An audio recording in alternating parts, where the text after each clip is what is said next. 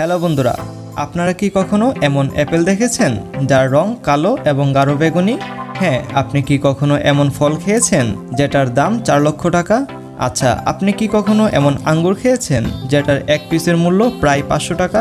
আপনি আরও জানলে অবাক হয়ে যাবেন যে বর্তমানে বুদ্ধের আকারেও নাশপাতি ফল পাওয়া যায়, আর যা আপনারা এরকমটা কোনো দিনও দেখেননি, এবং না তো আপনি এত দামি ফলের কথা শুনেছেন। অতঃপর মুখোশের আজকের এই এপিসোডে আমি আপনাদের জন্য এই বিশেষ ভিডিওটি এনেছি।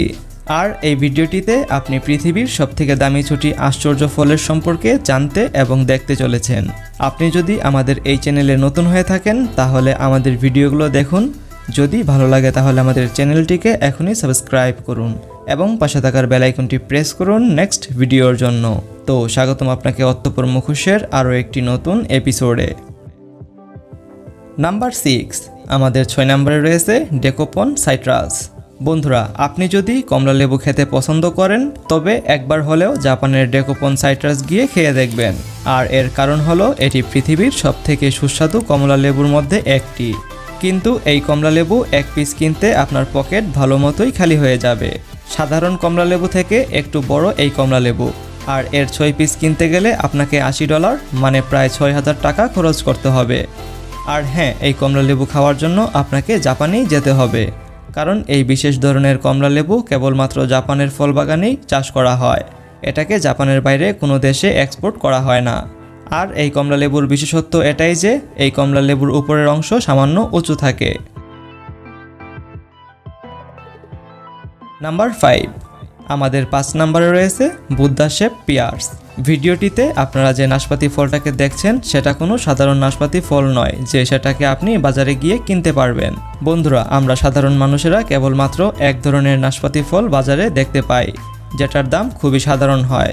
হ্যাঁ, কিন্তু এই বিশেষ ধরনের নাশপাতি ফলের দাম শুনলে আপনি রীতিমতো চমকে যাবেন। বুদ্ধ শেপের এই একটি নাশপাতি ফলের দাম 680 টাকা। আগে হ্যাঁ, আপনি ঠিকই শুনছেন, 680 টাকা। আর যেমনটা এর নাম শুনেই বোঝা যায় যে এই ফলের আকার বুদ্ধের মতো। বন্ধুরা, এই নাশপাতি ফলের আকার আনার জন্য গাছের ফল আসার সময় এক বিশেষ ধরনের খাঁচা ব্যবহার করা হয় যেটার মধ্যে বুদ্ধের প্রতিছবি থাকে। আর এই খাঁচার মধ্যে ফল থাকার কারণে নাশপাতি ফলগুলি বুদ্ধের আকার ধারণ করে, অর্থাৎ এই ফলগুলি ন্যাচারালি বুদ্ধের আকার ধারণ করে না। নাম্বার 4, আমাদের 4 নম্বরে রয়েছে সাম্বিকিয়া কুইন স্ট্রবেরিজ। বন্ধুরা, আপনাদের মধ্যে যদি কারো ভারতে পাওয়া স্ট্রবেরির দাম বেশি মনে হয় তাহলে একবার এই সাম্বাকিয়া কুইন স্ট্রবেরিগুলোর সম্বন্ধে জেনে নিন, কারণ এই স্ট্রবেরি এক একটা প্যাকেটে 12টা করে থাকে। আর ওই একটি প্যাকেটের দাম প্রায় $85 পর্যন্ত হতে পারে, মানে 6000 টাকা প্লাস, অর্থাৎ একটি স্ট্রবেরির দাম 550 টাকা। হ্যাঁ, এই স্ট্রবেরি এত দামি এই কারণেই হয় কারণ এগুলো একটু স্পেশাল। এটার নিজস্ব কোনো ব্র্যান্ড নেই এবং স্ট্রবেরিগুলো ন্যাচারালি এতটাই লাল।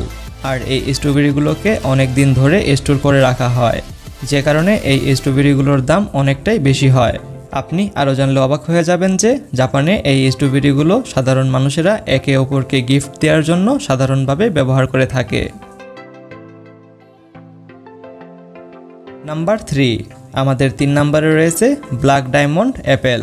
আপনারা এখনও পর্যন্ত কেবলমাত্র লাল কিংবা সবুজ অ্যাপেলের কথা শুনেছেন, কিন্তু আজকে আমি আপনাদেরকে দেখাবো কালো রঙের অ্যাপেল। বন্ধুরা, এই ব্ল্যাক অ্যাপেলকে ব্ল্যাক ডায়মন্ড অ্যাপেল নামে বিশেষভাবে জানা যায়। এই অ্যাপেলগুলো ব্ল্যাক অ্যাপেল নামে জানা গেলেও আসলে কিন্তু এর রং ব্ল্যাক নয়, এগুলির রং আসলে বেগুনি, যেগুলো তিব্বতের অ্যাপেল বাগানে দেখতে পাওয়া যায়। আর যেখানে এই অ্যাপেলগুলো পাওয়া যায় সেখানকার দিন এবং রাতের তাপমাত্রার মধ্যে অনেক ফারাক দেখতে পাওয়া যায়।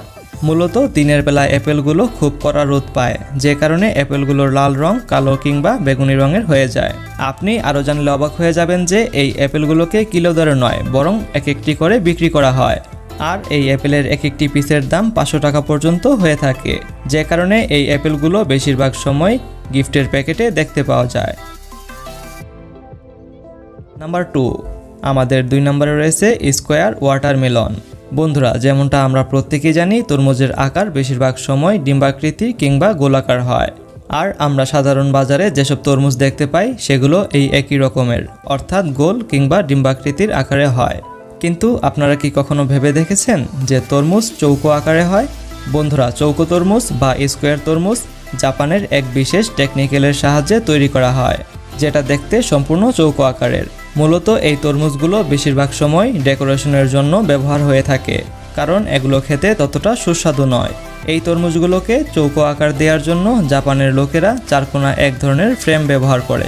যখন তরমুজগুলো ছোট অবস্থায় থাকে তখন সেই অবস্থায় তরমুজগুলোকে এই চৌকো ফ্রেমের মধ্যে লাগিয়ে দেওয়া হয়, যেটার সাহায্যে তরমুজগুলো চৌকো আকার নিয়ে নেয়। আর আপনি অবাক হয়ে যাবেন যে এই এক একটি তরমুজের দাম ৭৪,০০০ টাকা পর্যন্ত হয়। হ্যাঁ, আপনি ঠিকই শুনছেন। নাম্বার 1, আমাদের 1 নম্বরে রয়েছে pineapple from the lost gardens of Heligan. বন্ধুরা, ইউরোপে আনারস দেখতে পাওয়া প্রায় দুঃসাধ্য ব্যাপার, কিন্তু সেখানের হিলিগান গার্ডেন নামের একটি জায়গা রয়েছে যেখানে আনারস পাওয়া যায়, আর সেটাও এক বিশেষ মাধ্যমে।